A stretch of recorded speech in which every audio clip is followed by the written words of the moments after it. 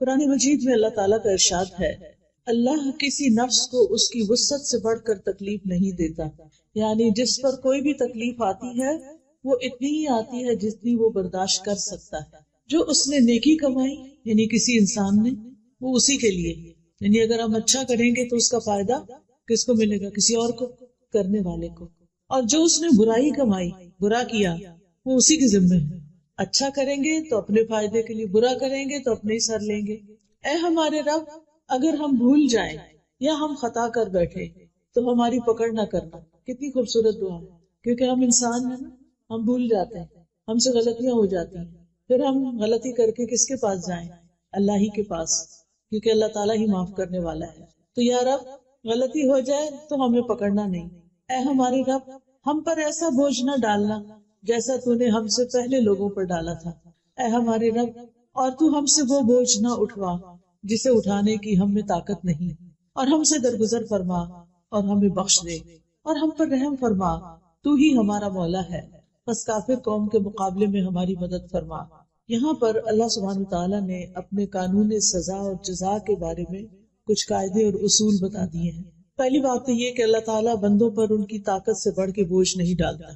دوسرا یہ کہ انسان کو وہی ملے گا جو اس نے کمایا ہوگا، خود کیا ہوگا، محنت کی ہوگی۔ ہاں یہ ضرور ہے کہ اگر کسی نے ایک نیک کام کی بنیاد رکھ دی اور اس کے اثرات اس کی موت کے بعد بھی جاری رہے تو وہ نیکی اس کے نامہ اعمال میں جمع ہوتی رہے گی۔ اسی طرح اگر کسی نے کوئی برا کام شروع کیا، برا ٹرینڈ سیٹ کیا اور وہ مر گیا تو اس کے بعد بھی لوگ جتنے اس برائی میں ملوث ہوں گے اس کا گناہ بھی اس کے ساتھ جائے گا۔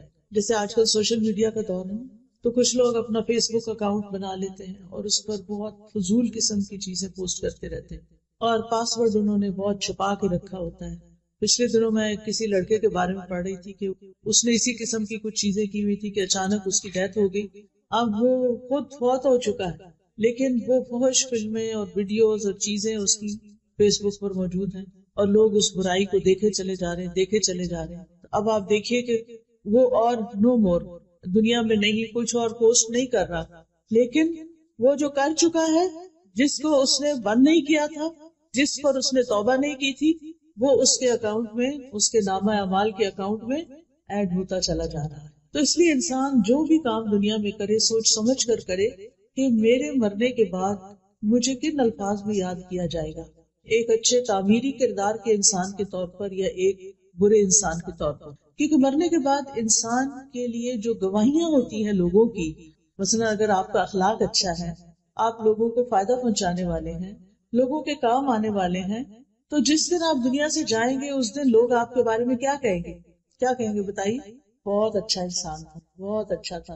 کوئی ادھر سے آئے گا، اس نے یہ فائدہ مجھے پہنچایا، کوئی ادھر سے آئے گا، وہ روئے گا، وہ کہے گا وہ میرے لیے تو بہت کچھ کرتا تھا، مجھے تو بہت اچھے مشورے دیتا تھا، مجھے تو اس نے فلاں فلاں موقع پہ ہیلپ کی۔ یعنی لوگ اس کی اچھائیاں یاد کریں گے۔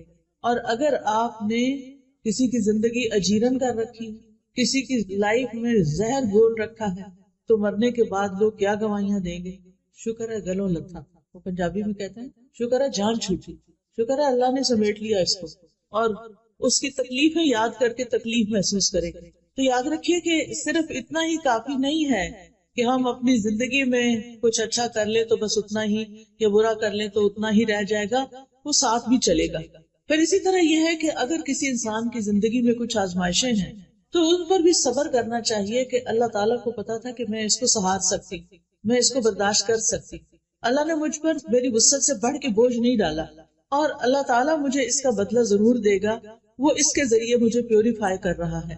کسی بھی طرح کی سختیاں حق سے، نیکی کے کام سے، اچھی چیزوں سے ہمیں روکے نہیں، اور اللہ کی ایک سنت رہی ہے، ایک طریقہ رہا ہے، وہ کیا کہ جب بھی کوئی اچھا کام کرے گا تو اس کو باتیں سننی پڑے گی، اس کو مشکلات آئیں گی۔ اور ایسا کیوں ہوتا ہے؟ یہ اس لیے ہوتا ہے تاکہ اس بندے کا کھرا کھوٹا ہونا جانچ لیا جائے، کیونکہ جو شخص سچا ہوگا، جو سچے دل سے اللہ کی طرف آیا ہوگا، وہ لوگوں کی باتوں سے پیچھے نہیں ہٹے گا، کیونکہ وہ لوگوں کی وجہ سے تو نہیں آیا نا کہ لوگ اچھا کہیں گے تو میں اچھا بنوں گا، لوگ اچھا نہیں کہیں گے تو میں پیچھے ہٹ جاؤں گا۔ وہ تو اس لیے اچھا کر رہا ہے کہ اللہ تعالیٰ کی خاطر، اللہ کو پسند ہے اچھا کرنا، اور وہ لوگوں کی باتیں سن کے اچھائی کرنا چھوڑے گا نہیں۔ تو یاد رکھیے کہ اللہ تعالیٰ نے ہم پر جتنی بھی عبادات فرض کی ہیں، جتنے بھی ہمیں نیکی کے کام بتائے ہیں، چاہے وہ اللہ کے حقوق سے متعلق ہیں یا بندوں کے حقوق سے متعلق، وہ سارے کے سارے اتنے ہی ہیں جتنی ہماری برداشت ہے. ہمارے لیے 5 نمازیں فرض کی، وہ ایسا نہیں کہ ہم پڑھ نہیں سکتے تھے اور ہمارے لیے بہت ہی مشکل ہے، نہیں. اول تو 50 کی گئی تھی نا، یاد ہے نا، جب معراج پر نبی صلی اللہ علیہ وسلم تشریف لے گئے، اور جو باقی صرف 5 رہ گئی، مگر ثواب 50 کا ہی ملتا ہے. ہر نماز کا ثواب 10 گنا ملتا ہے، اور وہ ایک نماز کی جگہ 10 لکھی جاتی ہے، اور یہ بھی اس امت کے لیے بہت بڑی اللہ تعالیٰ کی رحمت ہے. تو یاد رکھیے اللہ تعالیٰ کے جتنے بھی احکامات ہیں وہ سارے ایسے ہی ہیں کہ جن کو ادا کرنے کی ہم میں طاقت ہے، ہم میں ہمت ہے. اور اللہ تعالیٰ نے دین میں کوئی تنگی اور حرج نہیں رکھا. ہمارا دین آسان ہے اگر ہم عمل کرنا چاہیں، اور جو لوگ کرتے ہیں وہ بھی انسان ہی ہوتے ہیں اور وہ خوشی سے کر بھی جاتے ہیں. رسول اللہ صلی اللہ علیہ وسلم نے فرمایا، انما بعثت بالحنیفیۃ السمحۃ، مجھے نرمی اور سہولت والی شریعت دے کر بھیجا گیا ہے. نبی صلی اللہ علیہ وسلم نے یہ بھی فرمایا، بے شک یہ دین آسان ہے، جو شخص دین میں سختی اختیار کرے گا تو دین اس میں غالب آ جائے گا، یعنی اس کی سختی چل نہیں سکتی، وہ زیادہ دن وہ نہیں کر سکتا.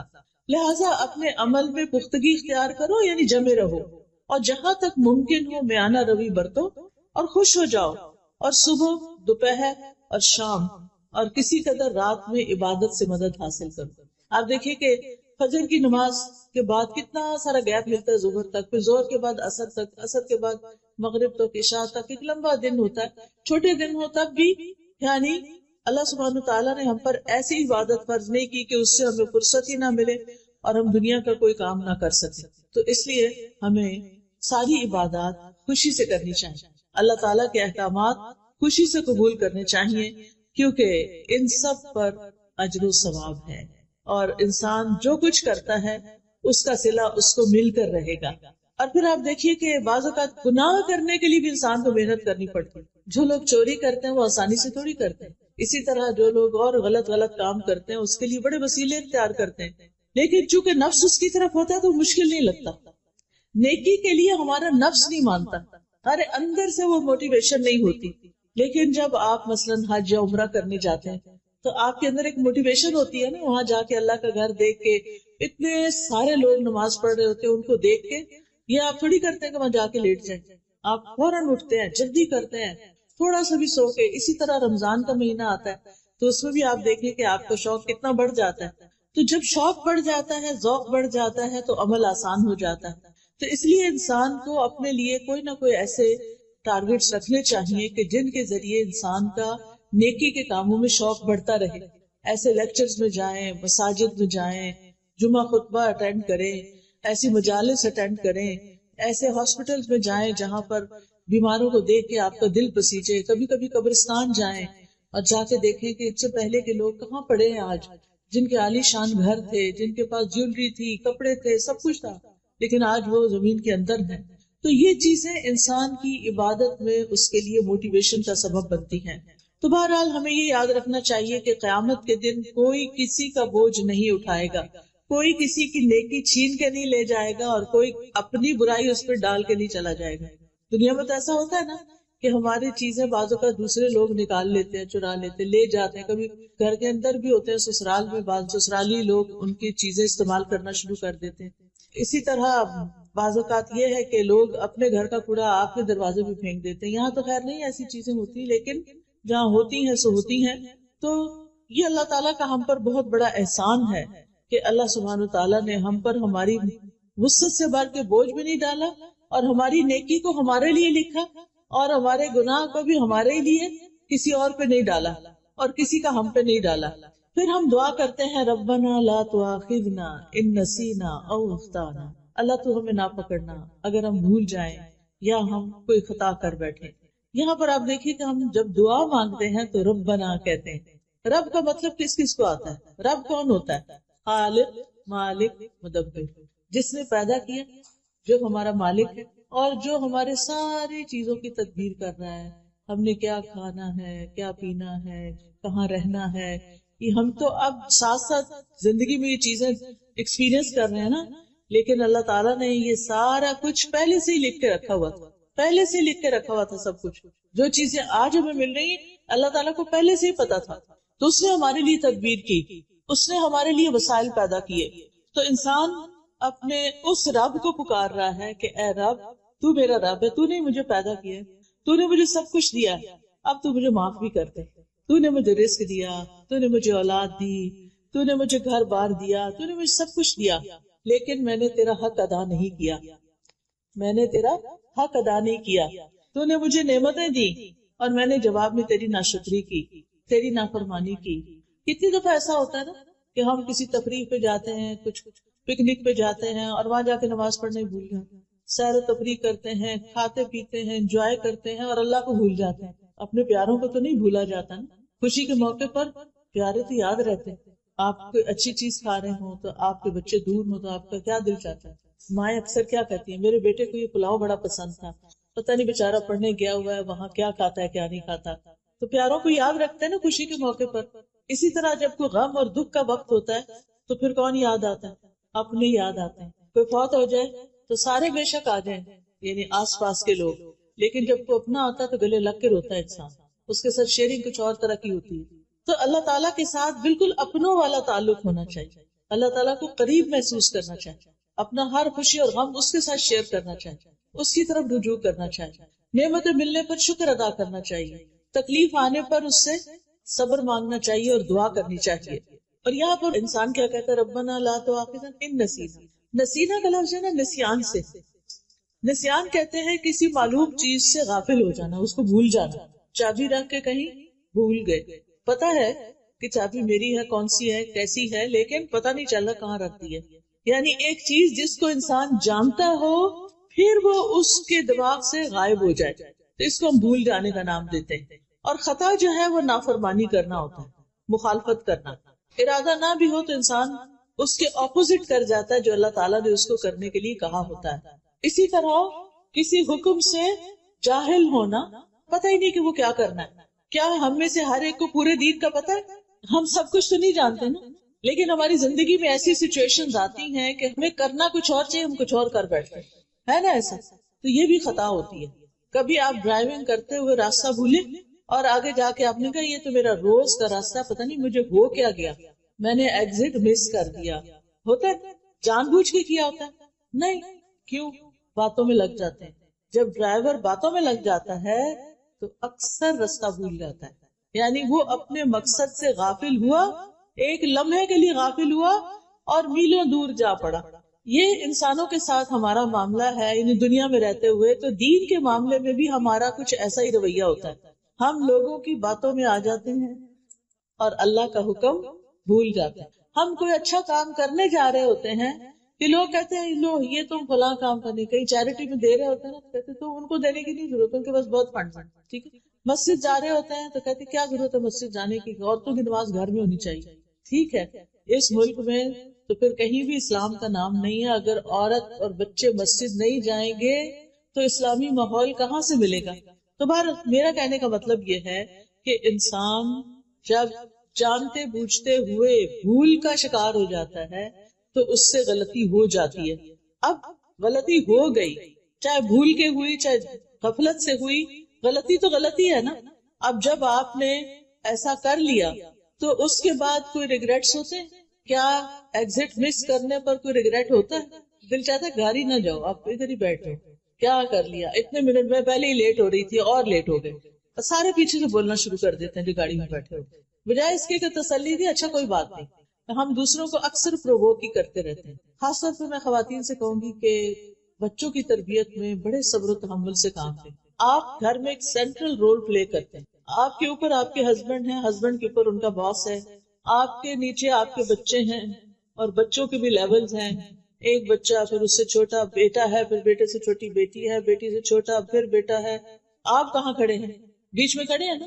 اگر آپ اسٹرانگ ہوں گے، آپ کے ریئیکشنز اچھے ہوں گے تو گھر کا ماحول بڑا خوبصورت ہوگا. اب ہوتا کیا ہے، باس نے کیا کیا، میاں کو، آپ کے ہسبینڈ کو کچھ کہہ دیا، اس کو چڑھ گیا غصہ. کیا وہ باس کے آگے بول سکتا ہے؟ نہیں، کیونکہ نوکری چلی جائے گی. اگر بولا تو وہاں تو نہیں بولنا. اب وہ ادھر تو چپ رہا. جب گھر آیا اور کھانا کھانے لگا اور کھانے میں تھوڑا سا نمک تیز تھا، کیا ہوگا؟ غصہ کس پہ نکلے گا؟ بیوی پہ. اب بیوی کو غصہ آیا ہوا ہے، اب وہ میاں کے آگے بول نہیں رہی کہ میں صبر کر رہی ہوں، ٹھیک ہے، کہ ابھی آئے ہیں، تھکے ہوئے آئے ہیں، اب اگر میں نے بولنا شروع کیا کہ میں سارا دن یہ اور یہ کرتی رہی ہوں، اگر تھوڑا سا نمک زیادہ ہو تو کیا ہوگا، کیونکہ شوہر نے بھی اوور ریئیکٹ کیا، بات اتنی بڑی نہیں تھی، تھوڑا بہت اونچ نیچ تو ہو ہی جاتی، اور کئی دفعہ ایسا ہوا تو کچھ بھی نہیں کہا، آج چونکہ پیچھے سے غصہ لے کے آئے تھے لہٰذا کہیں تو نکالنا تھا۔ یاد رکھیے، یعنی ہماری ہیومن نیچر یہ ہے کہ ہم جب غصہ کرتے ہیں تو وہ اندر بھر کے رکھتے ہیں، اس کو ختم نہیں کرتے، اسے جانے نہیں دیتے، ریلیز نہیں کرتے۔ اب کھانے کی میز پہ ماں بھی بیٹھ گئی، بچے بھی بیٹھ گئے۔ اچھا، بچوں کی عادت یہ ہوتی ہے کہ کھانا کھاتے ہوئے وہ کیا کرتے ہیں، کبھی ہاتھ پاؤں ہلاتے ہیں، کبھی ٹانگیں ہلاتے ہیں، کبھی ایسے میز پہ لیٹ جاتے ہیں، کبھی کچھ کرتے ہیں۔ اچھا، ماں نے پانی کا گلاس بھر کے رکھا ہوا تھا سائڈ پر، تو بچے نے ایسے ہی کھیل کھیل میں ہاتھ مارا، وہ نیچے جا گیا۔ اب کیا ہوگا؟ اب ماں کا جو غصہ بھرا ہوا تھا وہ کس پہ نکلے گا؟ بچے پہ، اور تھوڑا سا نکلے گا یا زیادہ نکلے گا؟ ٹھیک ٹھاک نکلے گا۔ اچھا، اب بچہ وہاں سے اٹھ کے چلا جائے گا، جا کے صوفے پہ بیٹھ کے اپنا موبائل نکالے گا اور کچھ کھیل کھیلنے لگے گا۔ اتنے میں جو چھوٹی بہن تھی وہ کسی چیز سے کھیل رہی تھی، وہ لگا آ کے اس بچے کو، اب وہ بچہ کیا کرے گا؟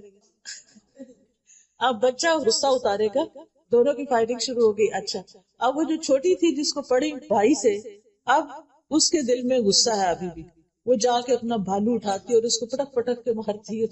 یہ ہوتا ہے گھروں میں، ٹھیک ہے۔ لیکن اگر ہم جو بیچ میں ہے نا، بیچ میں ماں، آپ کہیں گے ساری باتیں ماں کو سناتی ہیں، سب کچھ ماں ہی کرے، میں ہی سب کچھ ہوں، میرے اوپر ہی سارا کام ہے، میں ہی سارا برداشت کروں، میں ہی نہیں۔ اللہ نے آپ کو یہ مقام دیا ہے، اللہ نے آپ کو ممتا دی ہے، محبت دی ہے۔ آپ شوہر یا ساس کی باتوں سے غصے میں آ کے اپنے بچوں کی تربیت خراب نہ کریں۔ بچے صرف آپ کے لیکچر نہیں سنتے، بچے سی سی ٹی وی کیمرہ جو ہوتا ہے نا، اس کی طرح بڑی آنکھ سے ہر کچھ دیکھ رہے ہوتے ہیں، کھیل رہے ہوتے ہیں، کان ان کے سارے آپ کی طرف ہوتے ہیں، ماما کس سے باتیں کر رہی ہیں، کیا باتیں کر رہی ہیں۔ اگر وہ آپ کا موڈ آپ دیکھتے ہیں تو پریشان ہو جاتے ہیں، اگر آپ اوور ایکسائٹیڈ ہیں تو ضرور کمنٹ کریں گے۔ اچھا، پھر کیا ہوتا ہے، جو آپ کر رہے ہوتے ہیں نا وہ بھی وہی کرنا شروع کر دیتے ہیں، اور ہر لائف ان کے اندر وہ آتے آ جاتے ہیں، تو یہ سلسلہ ختم نہیں ہوتا۔ ہونا کیا چاہیے کہ پہلے شخص سے جو غلطی ہوئی ہے نا، جو باس سے غلطی ہوئی، اگر وہ اللہ سے ڈرتا ہے تو اس کو اللہ سے بھی معافی مانگنی چاہیے، اور جس پہ زیادتی کی اس سے بھی معافی مانگنی چاہیے۔ کیا جو ہم سے چھوٹا ہو اس سے سوری نہیں کرنا چاہیے؟ کرنا چاہیے۔ اگر آپ باس ہیں اور آپ نے چھوٹے پہ زیادتی کر لی اور آپ کو ریئلائز ہو گیا، آپ کا ضمیر بول اٹھا ہے کہ میں نے زیادتی کی ہے، تو پھر کیا کرنا چاہیے؟ سوری کر لیں۔ کیا صرف بندے سے سوری کرنا چاہیے یا کسی اور سے بھی؟ یس، بندے سے تو آپ نے سوری کر لیا، اللہ سے بھی کرنا ہے، کیونکہ آپ نے ایک انسان کو ناحق تکلیف پہنچائی ہے۔ چلو بندوں نے معاف کر دیا، یا صرف اللہ سے توبہ کرنا کافی ہے یا بندوں کو بھی سوری کرنا ضروری ہے؟ بندوں کو بھی کرنا۔ اگر پہلا شخص جس نے زیادتی کی تھی وہ سوری کر لیتا، بات ختم ہو جاتی، لیکن اس نے سوری نہیں کی۔ آپ کو پتا نا، قابیل نے حابیل کو قتل کر دیا تھا، اب ہوتا کیا ہے، اب تک دنیا میں قتل کا جو سلسلہ چل رہا ہے اس کے گناہ کا ایک حصہ قابیل تک جاتا ہے۔ قیامت کے دن اس کا گناہ کتنا بڑا ہوگا، پہاڑوں جتنا، اس سے بھی بڑا، اور وہ بھی قتل کا گناہ۔ تو جو ایک غلط کام کر لیتا ہے اس کو توبہ کرنے میں، استغفار کرنے میں دیر نہیں کرنی چاہیے۔ اچھا چلے، اس باس نے تو سوری نہیں کی، لیکن آپ کے ہسبینڈ نے جو آپ کے ساتھ زیادتی کی، چلے آئے تھے، غصہ تھا، کھانا شروع کیا، غصہ نکالا، پھر تھوڑی دیر میں نارمل ہو جانا چاہیے تھا، تاکہ بچے جو ہیں وہ ٹیبل پر بیٹھ کر پریشان نہ ہو، کیونکہ پریشانی کے عالم میں جو کھانا کھایا جاتا ہے وہ لگتا نہیں، پھر وہ صحیح طرح ڈائجسٹ ہی نہیں ہوتا۔ بچے سہمے بیٹھے ہیں ٹیبل پر، جو بڑے بچے ہوتے ہیں نا وہ بہت محسوس کرتے ہیں، جو چھوٹے ہوتے ہیں نا وہ تھوڑی دیر پھر بھول جاتے ہیں۔ اب اگر شوہر نے کچھ کہہ ہی دیا تھا غصے میں، تو بحیثیت بیوی اتنا تو سمجھ لینا چاہیے نا کہ میرا شوہر جو ہے اس کا باس اچھا نہیں ہے، اور وہ اس کی وجہ سے فرسٹریٹ ہوتا ہے اور پھر میری شامت آتی ہے، چلو کوئی بات نہیں۔ اگر وہی آگے سے ہنس کے، یعنی ہنسنا شروع کر دیتی، شوہر غصہ کر رہا، اب وہ تھوڑا سا ہنس دیتی، چلیے آئندہ نہیں ہوگا، چھوڑیں اس کو، یا کوئی بھی بات کر دیتی، تو شوہر بھی شاید نارمل ہو جاتا اور بات نہ بڑھتی۔ اس نے بھی شوہر کی تنقید کو بہت سیریس لے لیا اور چیخنا چلانا شروع کر دیا۔ بچوں نے وہ تماشا دیکھا، تھوڑی دیر میں بچے نے تماشا کیا، اس پہ اور اس پہ اور اس پہ اور، یعنی آپ سوچئے وہ پہلی غلطی کتنی غلطیوں میں کنورٹ ہوئی. تو اگر ہم ابتدا کرنے والے ہوں تو پھر ہم ہی کو توبہ کر لینی چاہیے، ہم ہی کو ہی ودرا کر لینا چاہیے. اور صبر اسی کا نام ہے. صبر کس چیز کا نام ہے؟ کہ اگر کسی نے کچھ کہہ دیا نا تو کہا کرے او جانے کوئی بات، جسٹ اگنور. اپنے آپ کو کہا کرے اگنور کر دو، چھوڑو پرے، اس بیگیج کو اٹھانے کی کیا ضرورت، جانے دو، انسان ہے نا، بس ہو گیا. کوئی اچھی چیز یاد کر لے اس کو. جن انسانوں کے ساتھ آپ کی روزمرہ ڈیلنگ ہوتی ہے آپ کو چاہیے کہ آپ ان کی خوبیاں ٹپس پر یاد رکھیں کہ ان کے اندر یہ اور یہ اور یہ خوبی ہے، تاکہ جس وقت وہ کوئی خرابی کرے تو آپ کیا کریں، فوراً گردان پڑھ لیں ان کے اندر یہ اور یہ اور یہ خوبیاں ہیں. خاص طور پر ہسبینڈ کی خوبیوں کا ضرور پتا ہونا چاہیے کہ وہ ہمارے لیے کہاں کہاں کتنے معاون ہیں، مددگار ہیں، سپورٹر ہیں، ان سے ہمیں کیا کیا فائدے ملتے ہیں. آپ سوچئے کہ اگر میری شادی ان سے نہ ہوتی تو میں کہاں ہوتی، پاکستان کے ایک گاؤں میں. یہ بہت سی خواتین کی یہ کہانی، وہ کہاں سے اٹھ کر شادی کی وجہ سے کہاں آ پہنچی. آپ سوچا کریں کہ اگر میری ان سے شادی نہ ہوتی تو یہ میرے بچے کہاں سے آتے جن کو میں بہت ہی پیار کرتا. کیونکہ بازو کا ہم کہتے ہیں نا اس شخص سے ہمیں کچھ نہیں کبھی ملا، اللہ نے اس کے ذریعے آپ کو بچے دیے ہیں، اس پر آپ شکر ادا کریں.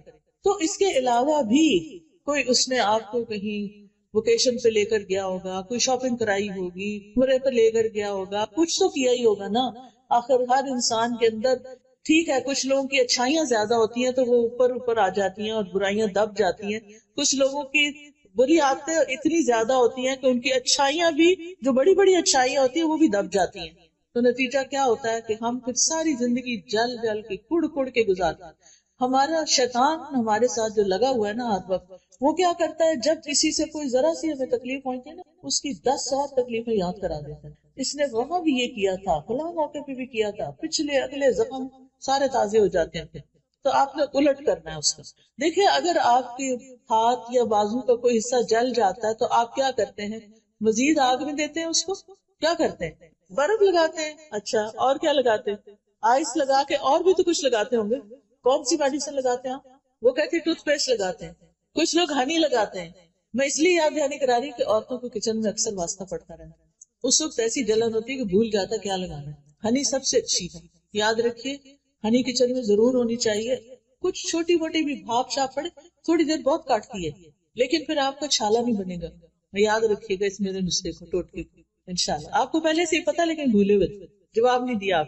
اچھا جناب، تو میرا کہنے کا مطلب یہ ہے کہ جب کوئی ہمارے ساتھ برا کرے تو اس کی اچھائیاں فوراً یاد کر لیں. ہنی لگا لیں، ہنی بھی میٹھی ہوتی ہے نا، اس کی مٹھاس یاد کر لیں. ٹھیک ہے، تو جلن کم ہو جائے گی، تھوڑی دیر اور زیادہ ہوگی لیکن پھر کم ہو جائے گی. چھالے نہیں پڑیں گے، پھر زخم نہیں بنے گے، پھر نشان نہیں پڑیں گے جلنے کے. تیز ہو نا جلن زیادہ ہو جائے تو نشان بھی پڑ جاتے ہیں نا، وہ جاتے نہیں. تو ہم نے ایسے ہی جل جل کے نشان اپنے اندر بڑے پکے کیے ہوئے. تو یاد رکھیے کہ غلطی، بھول چوک ہم سب کی زندگی میں ہے. نبی صلی اللہ علیہ وسلم نے فرمایا بے شک اللہ نے میری امت سے غلطی، بھول اور جس چیز پر لوگوں کو مجبور کر دیا جائے اس سے درگزر فرمایا. تو اللہ تعالیٰ معاف کرنے والے، ہمیں بھی لوگوں کو معاف کر دینا چاہیے. مثلاً روزے کی حالت میں اگر آپ نے بھول کر کچھ کھا لیا تو کیا ہوا، روزہ ٹوٹ گیا؟ نہیں، روزہ نہیں ٹوٹا. یہ نہیں کہ اور کھانے بیٹھ سے کہ اب تو روزہ ٹوٹ گیا اب تو چلو تھوڑا سا اور کھا لو، ایسا نہیں کرنا. بلکہ اندر بھی نہیں لے جانا، یاد آ گیا تو باہر نکال دیں. ٹھیک ہے، لیکن ایک بات یاد رکھیے، ارادتاً کیے ہوئے گناہوں پہ پکڑ ہوتی ہے جو جان بوجھ کے انسان کرتا ہے. قرآن مجید میں آتا ہے وَلَيْسَ عَلَيْكُمْ جُنَاحٌ فِي مَا أَخْطَأْتُمْ بِهِ وَلَكِنْ مَا تَعَمَّدَتْ قُلُوبُكُمْ، اور تم پر اس میں کوئی گناہ نہیں جس میں تم نے خطا کی، اور لیکن جو تمہارے دلوں نے ارادے سے کیا اس پر پکڑ. جس چیز کا پتہ چل جائے یہ غلط ہے تو پھر کیا کرے، چھوڑ دے. چھوڑنے کی پوری کوشش کرے. نہ چھٹ رہی ہو وہ برائی، اللہ سے خوب دعائیں شروع کر دیں، اللہ میں اپنی اس بری عادت سے بہت تنگ ہوں، میں یہ غلط کام نہیں کرنا چاہتی لیکن I can't help myself، بار بار میں اس میں جا پھسلتی ہوں، گر جاتی ہوں. مثلاً اگر آپ کو سیل فون پر کوئی بری چیز دیکھنے کی عادت پڑ گئی ہے، آپ کا وقت بھی ضائع ہوتا ہے، آپ کی نگاہیں بھی خراب ہوتی ہیں، تو آپ اس سے چھٹکارا چاہتے ہیں، پھر اللہ کی مدد لیں، استغفار کریں، توبہ کریں اور اس ایپ کو ڈیلیٹ کر دیں. ٹھیک ہے، اور اس کے قریب نہ جائیں. لا تقربوا الزنا، آنکھوں کا بھی زنا ہوتا ہے نا، جب انسان فحش چیزیں دیکھتا ہے، قرآن مجید میں آتا ولا تقربوا الزنا، زنا کے پاس بھی نہیں جانا.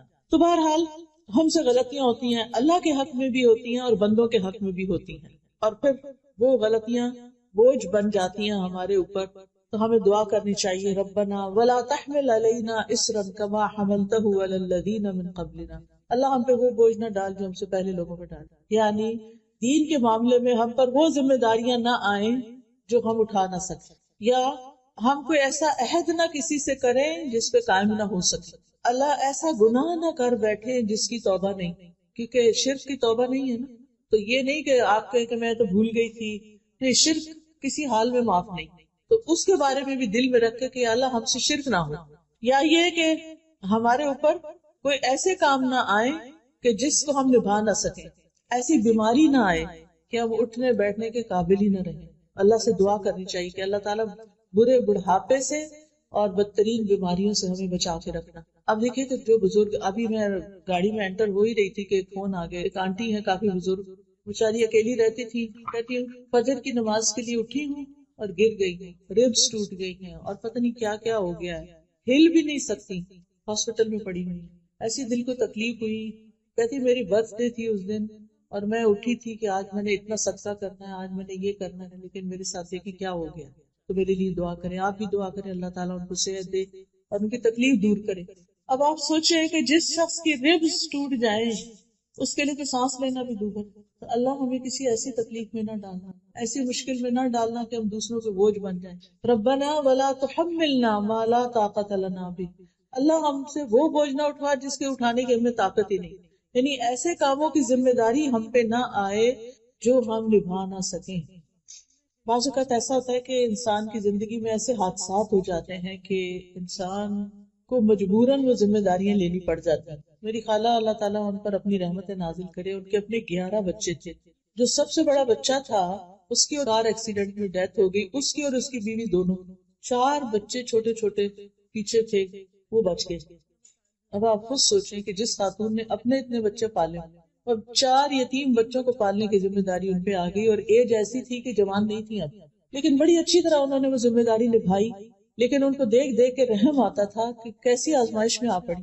ایک تو یہ کہ اللہ تعالیٰ کو پتا ہوتا کہ کون کیا بوجھ اٹھا سکتا ہے، لیکن پھر بھی ہم کمزور ہیں، کیونکہ پھر ہمارے منہ سے کوئی باتیں نکل جاتی ہیں کہ اللہ میرے ساتھ ایسا کیوں. یہ کبھی نہ جملہ بولیں. اللہ کو زیادہ پتا ہے کہ کسی کے ساتھ کیا ہونا چاہیے اور کیا نہیں ہونا چاہیے. تو شرعی احکامات میں بھی اور تقدیر کے حالات میں بھی اللہ سے آسانی مانگنی چاہیے کہ اللہ تعالیٰ ہماری تقدیر میں کوئی ایسی چیز نہ ہو جس سے ہماری زندگی دوبر ہو جائے، اور ہمیں ایسی مشقت میں نہ ڈالنا جو ہم اٹھا نہ سکیں. واعف عنا واغفر لنا وارحم، کتنی خوبصورت دعا ہے. اللہ ہم سے درگزر فرما، جو فرائض ادا کرنے میں ہم سے کوئی کوتاہی ہوئی ہے یا اللہ تو اس کو معاف کر دے، ہمیں بخش دے، ہم سے درگزر کر اور ہم پر مہربانی کر. ہم رحم کے قابل ہیں، ہم کمزور انسان. تو گناہگار انسان 3 چیزوں کا محتاج ہوتا ہے کہ جو معاملہ اللہ اور بندے کے درمیان ہے اللہ اسے درگزر کرے، اور دوسرا یہ کہ اللہ بندوں سے اس کے گناہ کو پردے میں رکھے. واغفر لنا، استغفار کا مطلب ہوتا ہے ڈھانک دینا.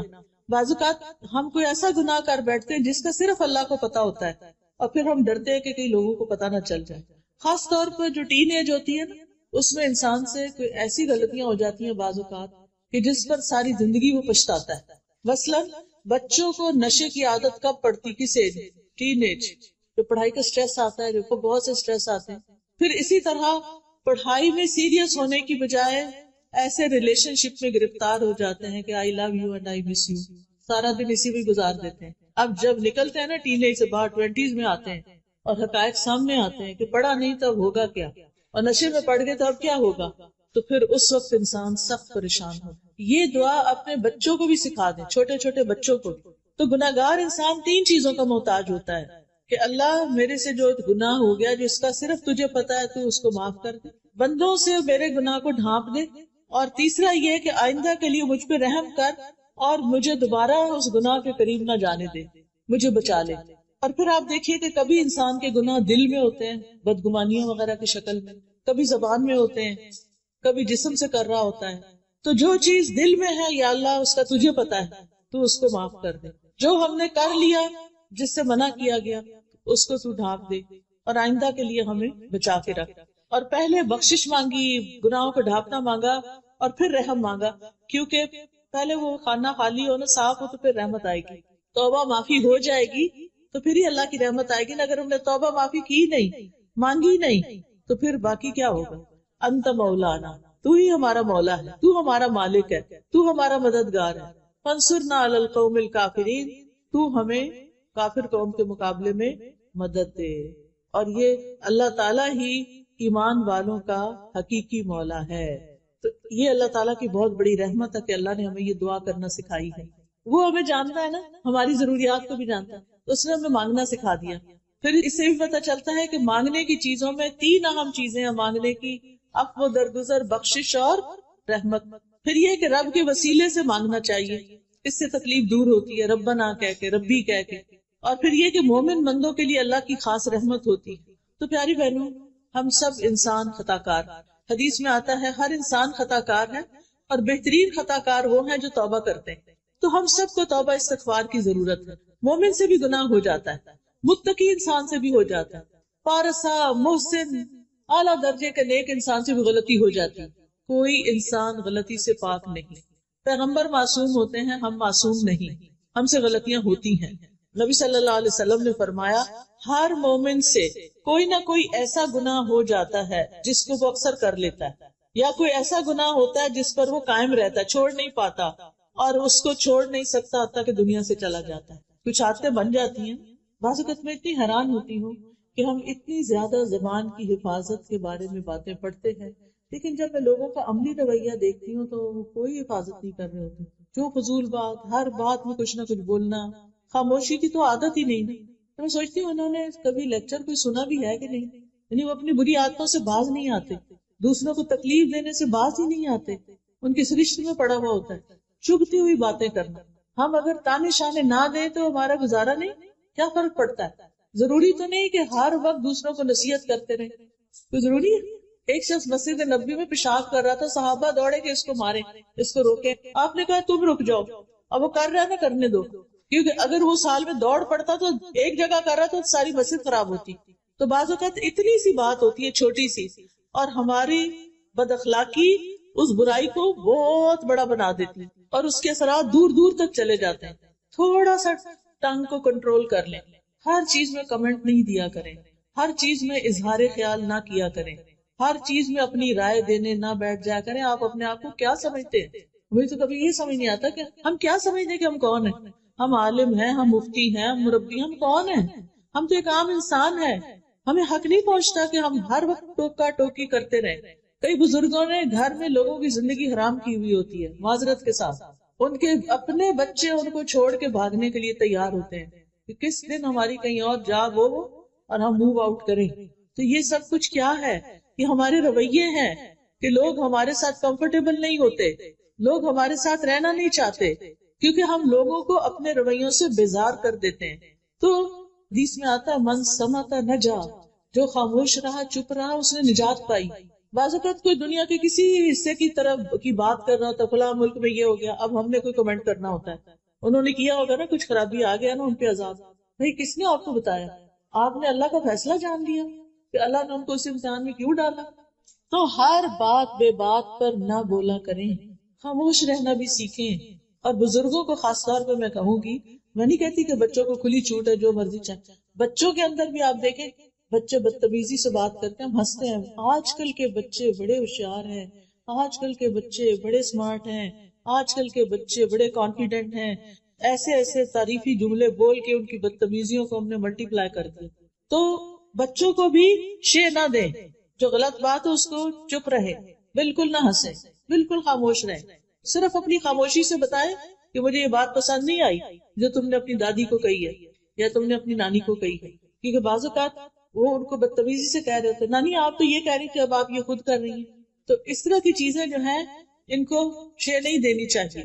تو بہرحال کچھ عادتیں بڑی مشکل سے جاتی، اس کے لیے اللہ تعالیٰ سے دعا کرنی چاہیے۔ نبی صلی اللہ علیہ وسلم نے فرمایا مومن کو اس حال میں پیدا کیا گیا ہے کہ وہ فتنوں میں گرنے والا، توبہ کرنے والا اور بھولنے والا ہوتا ہے، یعنی باتوں کو بھلا دیتا ہے جو غلط قسم کے لوگوں کے رویے ہوتے ہیں۔ جب اسے نصیحت کی جاتی ہے تو وہ واعظ اور نصیحت قبول کرتا ہے، یعنی مان جاتا ہے بات کو، ریزسٹ نہیں کرتا. پھر یہ یاد رکھیے کہ غلط کام، غلط باتیں، زبان کی غلطیاں یہ جہنم میں لے جانے کا سبب بنتی ہیں. گناہ ذلت کا سبب بنتے ہیں. صغیرہ گناہ بھی، چھوٹے چھوٹے گناہ بھی بندے کو ہلاک کر دیتے ہیں. گناہوں کا ایک بوجھ ہوتا ہے جو قیامت کے دن لوگ اپنی پیٹھ پہ اٹھائے ہوئے ہوں گے. اس لیے ہمیشہ گناہوں سے معافی مانگتے رہنا چاہیے، کیونکہ جو گناہ کرنے کے بعد توبہ کرے گا اللہ تعالیٰ اس کو بخش دے گا، کیونکہ اللہ تعالیٰ غفور الرحیم ہے، بڑا بخشنے والا ہے. وہ دن اور رات توبہ قبول کرتا ہے.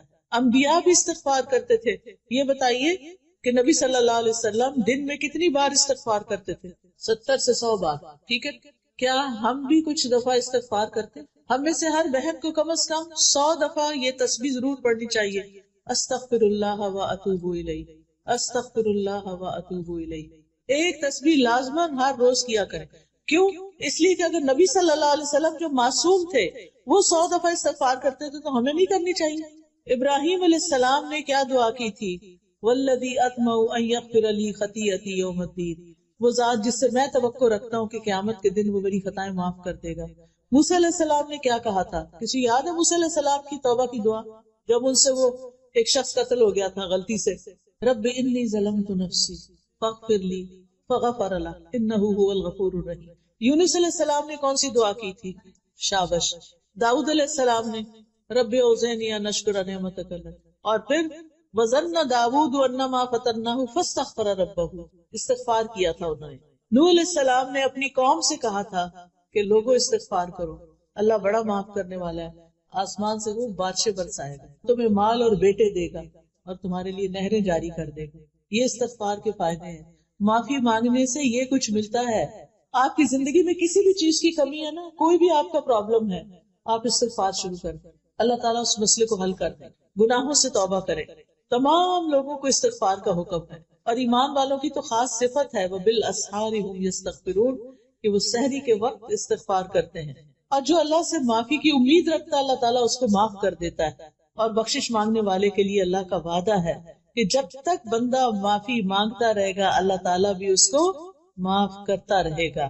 ہر بار گناہ کرنے پر سچی توبہ کرتے رہنا چاہیے، شرمندگی سے معافی مانگتے جانا چاہیے، اور جو استغفار کرے گا اللہ تعالیٰ اس کی بخشش فرما دے گا.